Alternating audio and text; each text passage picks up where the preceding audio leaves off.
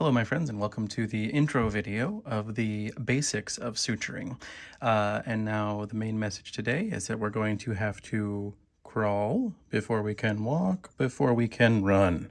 So with that in mind, we're going to start with very simple basics. So this, or some version of this, is going to be in all of your clinics, and we're just going to quickly review the materials contained within each kit. So we have a very nice sterile field, should we like to place this either next to the area that we've already prepped for our patient, or on top of the tray where we may place our materials, etc. We have potentially a fenestrated drape, should we need it. Yes, so if we have prepped the area and have a very small suture or laceration to take care of, we may drape this over the wound thusly and approach it with the surrounding area not able to contaminate.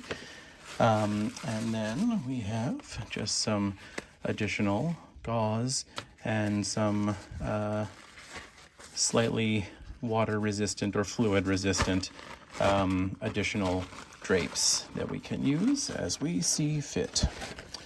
And then, of course, the important material, which will be the instruments contained therein, and some version or other of our needle driver with locking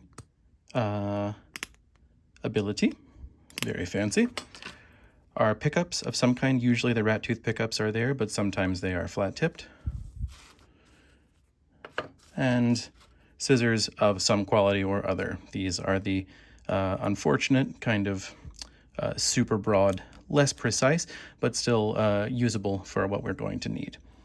And that is the basics of what's inside our kit. Next, we're going to go over the super simple utilization and basic ways to practice at home with these materials so that your muscle memory is beefy and good and robust, to make it easier when you're attending to a wound and more able to focus on the patient, the wound, and communicating what's happening, and less concerned about the mechanics of motor skills and the physics of, needle driving and rotation and all that fun stuff.